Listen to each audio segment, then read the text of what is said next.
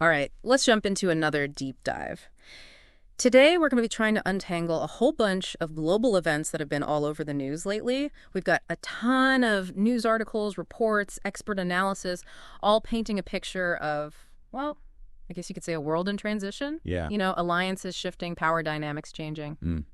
It really does feel like watching a giant game of global chess, Unexpected moves, strategies unfolding. Exactly. So that's what we're going to try to do today, untangle it all, see what it all might mean. So are you ready to dive in? Absolutely. Okay, let's start with this thing that's being called the Riyadh Reset. This one really jumped out at me, the U.S. and Russia.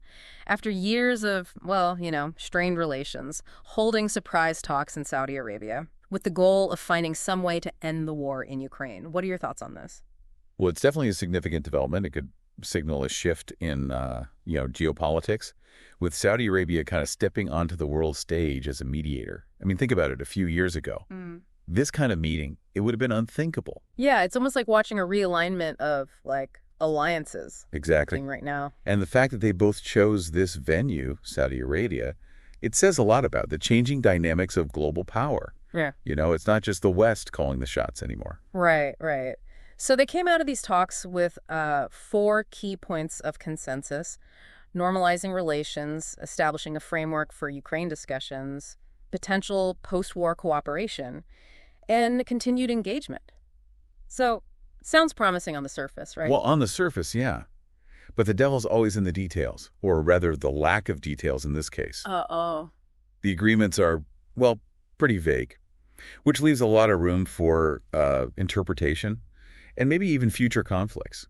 Can you give me an example? Sure, like take normalizing relations. What does that even mean, practically speaking? What concessions are they willing to make? And more importantly, will it be enough to satisfy Ukraine, who, by the way, was completely left out of these talks? Yeah, that's right. President Zelensky wasn't even invited. And he's made it very clear that he rejects any deals made without him. Right, and that raises some serious concerns about Ukraine's agency in this whole process. Are they just being relegated to a passive role while the global powers decide their fate? That's a big question that needs to be addressed. Yeah, definitely. And there was this one detail that really caught my eye. Russia seems to be open to Ukraine joining the EU, but not NATO. Do you think that could be a bargaining chip? It's possible. They could be using it as a way to kind of save face, while still trying to limit how much Ukraine aligns with the West. But whether Ukraine will accept that, especially after everything they've been through, that's a whole other question. It puts Zelensky in a really difficult position. He needs peace, but he also needs to make sure Ukraine's future is secure. Exactly. It's a tough balancing act. And speaking of being left out, European leaders held their own emergency mini-summit in Paris. Seems like a direct reaction to being sidelined in the Riyadh talks. It's kind of ironic, isn't it? War's right on their doorstep, yet they're having trouble coming up with a unified response. Yeah, it really does highlight a level of dependence on the U.S. for security that maybe Europe hasn't fully come to terms with yet. This summit focused on 2 main things: increasing defense spending and this rather controversial proposal of sending peacekeepers to Ukraine. And I've read there's been quite a bit of pushback on both of those ideas. Oh, there definitely is. Some nations are hesitant about boosting defense budgets, citing economic constraints, and then the peacekeeping force idea that's facing even more opposition. What are the concerns there? Well, people are worried it could escalate the conflict and that it would overstretch European military resources. It's complicated. There's no easy solutions. So what do you think this means for Europe? Will they take this as a chance to redefine their role? Or will they just stay reliant on the U.S. for security? Well, that is the million-dollar question, isn't it? This war has definitely been a wake-up call for them. It's exposed their vulnerabilities, shown them just how much they rely on the U.S. Whether they'll use this opportunity to become more independent on the world stage, well, that remains to be seen. Meanwhile, President Zelensky's been on his own diplomatic tour, visiting the UAE and Turkey. And he's not just there for photo ops, he's on a mission. Oh, yeah, he's looking beyond the West, Yeah. trying to find financial and military support, especially with Western aid kind of plateauing. He's after investments to rebuild Ukraine and maybe even security guarantees beyond the U.S. and Europe. He even asked Turkey to join the U.S. and Europe in providing those guarantees, which seems like a pretty ambitious request, considering Turkey's relationship with both Russia and NATO. It is, and it highlights the tough position Zelensky is in. He needs peace, but he also wants to ensure Ukraine's sovereignty and security in the long term. He's trying to thread the needle secure the best possible outcome for Ukraine, which is not an easy thing to do. Not at all. Okay, let's change gears a bit and go over to India. The Emir of Qatar has been on a state visit there, and this isn't just a friendly drop-by, it's a sign of a growing relationship. This is more than just a diplomatic visit. It's a deepening of ties in trade, investment, energy, even people-to-people exchanges. It's interesting, considering the 2017 blockade, when other Arab Gulf states cut off ties with Qatar, India really stepped up to support them. They did. And that solidified the bond between the two countries, laid the groundwork for this strategic partnership we see today. It's a good reminder that in a multipolar world, alliances can change, and countries forge new partnerships based on their interests. Right. But I'm sure it's not all smooth sailing. There are some complexities in this relationship, right? Of course. We have to acknowledge that Qatar has been criticized for its support of certain groups in the past, groups that India considers problematic. So while there are strong economic and strategic incentives for this partnership, there are also some sensitive issues that need careful handling. Definitely. And now, let's go from geopolitics to the business world. We've got news that Tesla might be making a big move into India. They've been hiring like crazy there, leading to speculation about showrooms popping up in New Delhi and Mumbai. What's driving this sudden interest? Well, India's electric vehicle market is booming right now. The government set some ambitious targets for EV adoption. And they've also relaxed import tariffs on luxury EVs recently, making it a much more attractive proposition for Tesla. It's a big change from Elon Musk's previous stance on investing in India, though. He even canceled a visit last year, saying he was worried about regulations and market access. Yeah, it is a notable change. And it seems that Trump's policies, those relaxed tariffs in particular, might have played a role in shifting Musk's perspective. Interesting. So how do you think Tesla entering the market will impact the existing players there? It's already pretty competitive. It's definitely going to shake things up. Local players like Mahindra and Tata, who've been dominating the market, they're going to be facing some tough competition from a global giant like Tesla. But the real question is affordability. Tesla's luxury prices could limit their reach in a market like India, where price is a big factor. Yeah, it'll be fascinating to see how they adapt. Definitely. A market with a ton of potential, but also some unique challenges. Now let's turn to a more sensitive topic. Over in Nepal.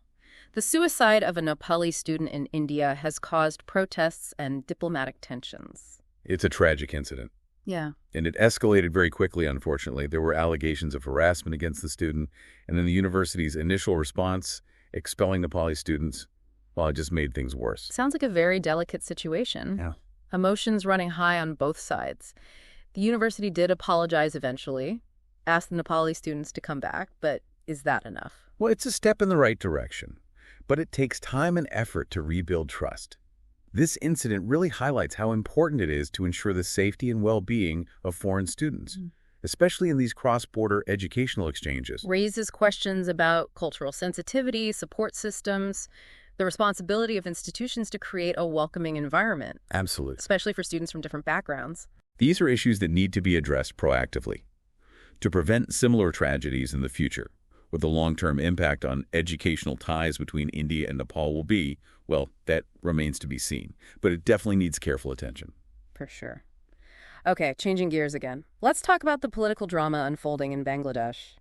Sheikh Hasina, speaking virtually from exile in India, delivered a pretty fiery address, vowing to return to Bangladesh and challenge the current regime. She accused the government of being run by terrorists, vowed to avenge her supporters. Pretty strong words. It was a bold statement, and it definitely adds another layer of uncertainty to Bangladesh's already volatile political landscape. She even said God kept her alive to return. I mean, talk about determination. It does show her unwavering belief in her political destiny. But the reality in Bangladesh is complicated. The rise of radical groups, the uncertainty surrounding the next election, the deep divisions within society, it all makes her return a very risky proposition. And what about India's role in all this? They have a long relationship with Hasina, but they also need to maintain good relations with the current government. Exactly. It's a balancing act for them. They have to weigh their support for Hasina against the need to maintain stability and good relations in Bangladesh. It's a diplomatic tightrope walk. And from political drama to financial scandals. We're going down to Argentina, where President Javier Milei is caught up in a cryptocurrency controversy. It all started with his endorsement of this little-known token called Dollar Libra. His public support caused its value to surge. But then it crashed big time wiping out a lot of investor savings. Ouch, I bet that didn't go over well. Not at all. And now there are accusations that it was a deliberate pump and dump scheme. Pump and dump, what's that? It's basically market manipulation, where someone, or a group, artificially inflates the price of an asset, often through misleading or exaggerated claims, and then they sell off their holdings at the inflated price, leaving other investors holding the bag when the price crashes. So people are accusing Milei of being involved in pumping up the price of dollar Libra and then profiting from the crash. Yes, exactly.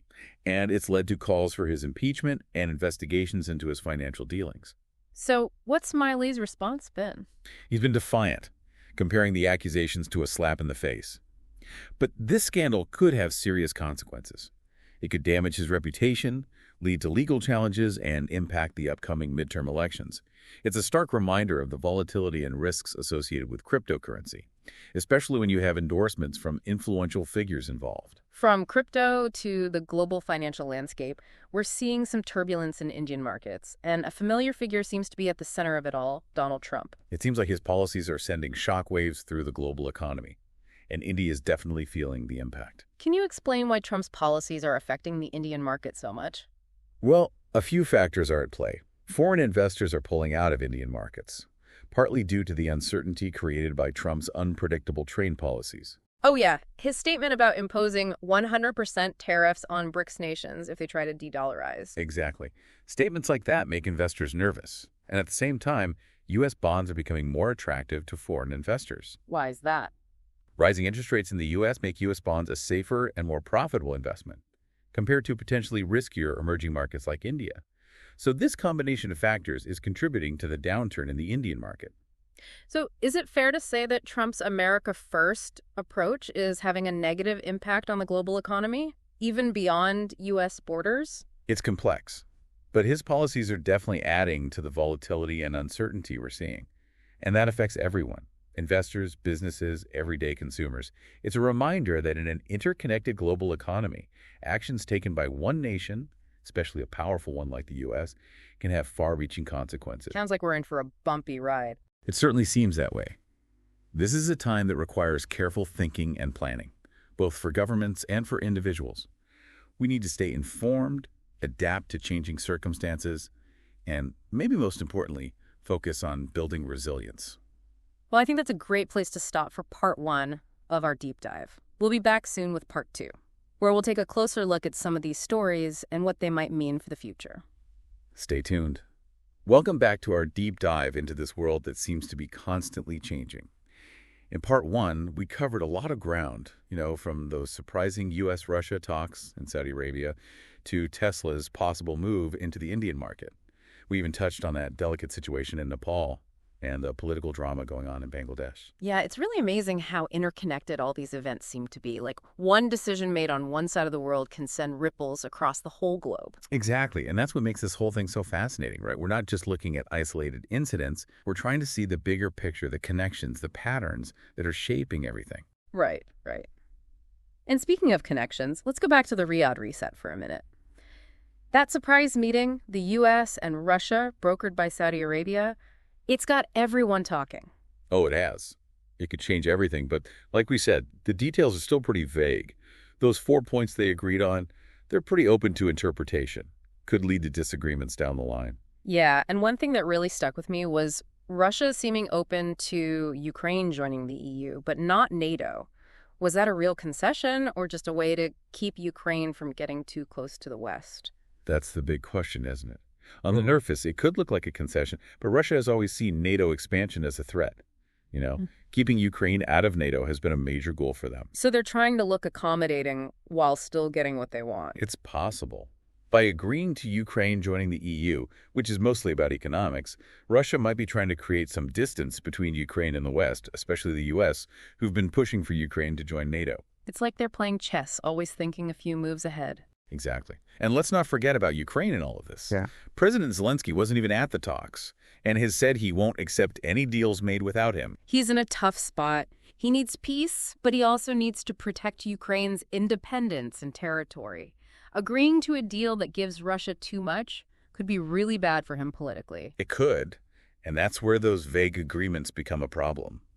Without clear commitments from Russia, It's hard to imagine Zelensky agreeing to anything that comes out of those talks. And then there's Europe, trying to figure out how to respond to all of this. They were left out of the Riyadh talks, and it seems to have made them think about their role in the world. Yeah, that emergency summit in Paris really showed the divisions within Europe, their struggles to come up with a unified foreign policy, especially when it comes to security.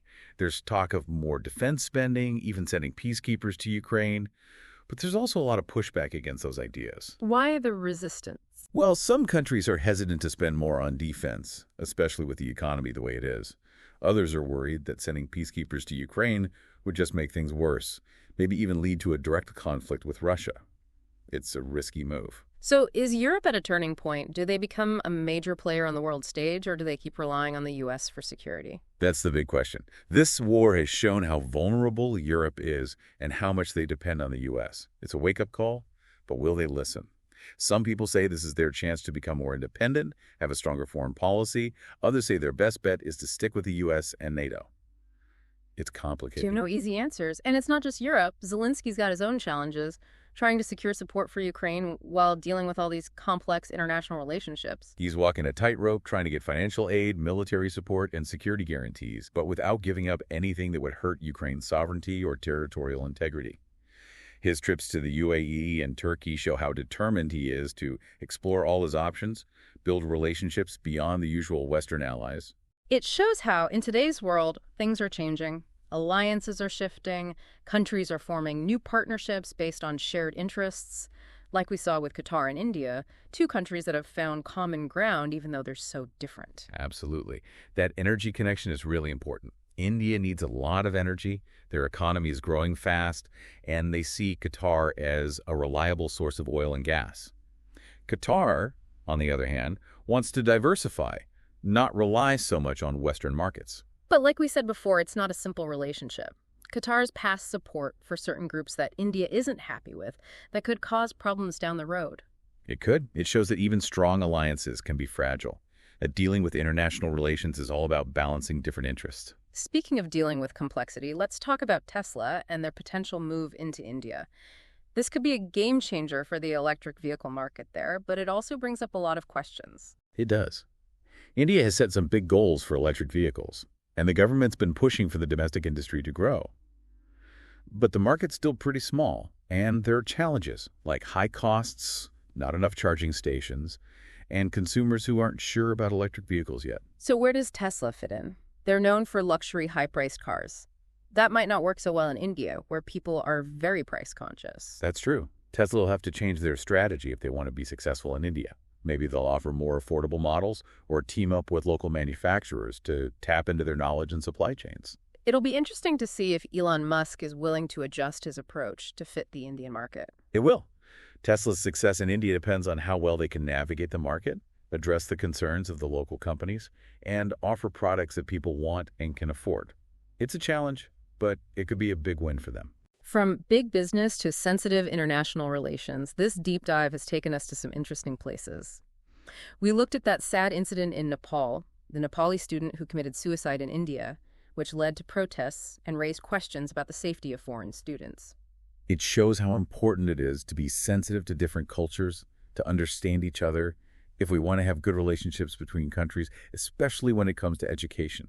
It also shows that institutions have a responsibility to create a welcoming environment for all students, no matter where they're from, and to deal with harassment or discrimination quickly and effectively. And then there's the political drama in Bangladesh, with Sheikh Hasina speaking out from exile in India, vowing to come back and challenge the government. It's made things even more unpredictable in a country that's already politically volatile. Her determination to come back raises concerns about stability and the potential for more unrest. How do you think India will handle this, given their long history with Hasina and their interest in Bangladesh? It's a delicate balancing act for them. They have to consider their support for Hasina while also thinking about maintaining stability and good relations with whoever's in power in Bangladesh. It's a tough diplomatic situation. From political turmoil to financial scandals, our deep dive has covered it all. We even looked at the world of cryptocurrency, where President Mali's endorsement of that dollar Libra token led to accusations of market manipulation and calls for his impeachment. It's a warning about how volatile and risky cryptocurrency can be, especially when you have influential people promoting them. It also shows the need for more regulation and investor education to protect people from scams and market manipulation. It reminds us that even in the digital world, where you can make or lose money so quickly, you still need to do your research and invest responsibly. Absolutely. And it's not just about individuals being careful. Governments and regulators need to step in and make sure the cryptocurrency market is transparent and ethical to protect investors and the whole financial system from potential risks. Speaking of risks, we can't forget about Donald Trump and how his policies are affecting the global economy. His America First approach, those unpredictable trade moves, his willingness to challenge the way things have always been done, it's all making the markets nervous. His actions have had a global impact. Foreign investors are pulling out of emerging markets, the U.S. dollar is getting stronger, and people are worried about trade wars and protectionism. It shows that in a globalized world, what one powerful country like the U.S. does affects everyone. It feels like we're living in a time of constant change where nobody knows what's going to happen next. The old rules don't seem to apply anymore. That's a good observation. The world order is changing. Old alliances are breaking down, new powers are rising, and technology is changing everything faster than ever.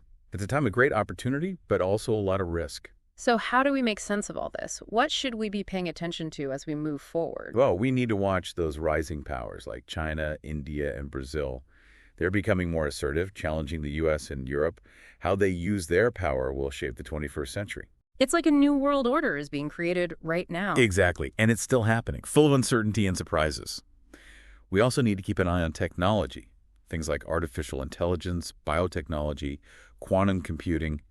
They're changing everything. Technology can be good or bad. It can solve big problems, but it also has risks, like job losses, cyber attacks, and privacy concerns. That's right. And we need to approach these advancements carefully. We need ethical guidelines, regulations, and international cooperation to make sure technology helps humanity, not hurts it. A lot to consider. There is. But that's what makes this deep dive so interesting. We're exploring a world that's in transition, where the old ways are disappearing and new possibilities are emerging, and we all have a part in shaping this new world. And speaking of shaping the world, I think it's time to move on to part 3 of our deep dive. We'll look at the human side of all these events and talk about what each of us can do to create a better future, one that's more just, equitable, and sustainable. Welcome back to the final part of our deep dive. We've spent a lot of time talking about these big global events, shifting powers, new alliances. But I think it's important to remember the people at the heart of it all. Yeah, it's easy to get lost in the big picture, but at the end of the day, these are events that are impacting real people, their lives, their futures. Exactly. So let's bring it back down to earth for a bit. What about the individuals, the communities who are living through these changes? Well, take the people of Ukraine, for example. I mean, they're going through something truly horrific. Their resilience, their determination, it's inspiring. But they need more than just our admiration. They need real, tangible support, humanitarian aid, diplomatic efforts to find a lasting peace. And it's not just Ukraine. Think about the impact of economic struggles, the rising cost of living, the threat of climate change. These are challenges that are affecting everyone all over the world. We're seeing more and more economic insecurity, jobs disappearing, social unrest. And then there are the millions of people who are being displaced by climate change, forced to leave their homes because of rising sea levels, extreme weather. These are human tragedies on a global scale. It really makes you realize that we're all connected. What happens in one part of the world affects us all. It does. And that's why I think it's so important to look beyond the headlines, to connect with those human stories, to understand how these global events are actually playing out in people's lives. It helps us see the real consequences of decisions that are made so far away, the impact they have on people's everyday lives. And it reminds us that we're not just watching this happen. We all have a part to play. We can all do something. Absolutely. So what can we do as individuals to make a difference? It can feel overwhelming sometimes, like our actions don't really matter. I know what you mean, but I really believe that's not true. Think about the power of social movements, People coming together, demanding change. History is full of examples of ordinary people who, through their collective action, have changed the world. So you're saying that even small actions, acts of kindness, speaking up for what's right, it can all make a difference. Exactly. It could be something as simple as supporting businesses that do things the right way, volunteering in your community, donating to a cause you care about, even having those tough conversations with friends and family about these issues. So it's about being mindful, making choices that reflect our values, and using our voices to speak up for a better world. Exactly. Remember, everything's connected. Our individual actions are part of the larger systems and structures that shape our world. By changing ourselves, we can contribute to changing the world. Now, before we wrap up, I want to go back to one final thought. We've talked about power shifts, new alliances, technology changing everything so rapidly. In all of that, where does personal agency fit in? What power do we actually have to influence what happens? That's a great question, and it's something I think we all struggle with. It's easy to feel powerless in a world that often feels chaotic and out of control, but I truly believe we have more power than we realize. So you're saying we're not just passengers. We can actually have a hand in steering the ship, in shaping the future. Exactly. Every choice we make, every action we take, creates ripples. And those ripples, they can lead to positive change in ways we may never fully understand. It's a powerful reminder that we're not powerless. We all have a role to play, no matter how small our contribution might seem. Absolutely. It's not about being a hero or doing something grand. It's about those everyday choices, the products we buy, the causes we support, the conversations we have, how we treat one another. All those things, when multiplied across millions of people, they become a force for change. So it's about awareness, responsibility, and using our collective power to create a world that aligns with our values. It is. It's about understanding that we are part of this world, that our actions matter. Well, on that note, I think we've come to the end of our deep dive. Thank you for joining us on this journey. Remember to stay curious, stay engaged, and keep exploring the complexities of our world. And never underestimate your power to make a difference.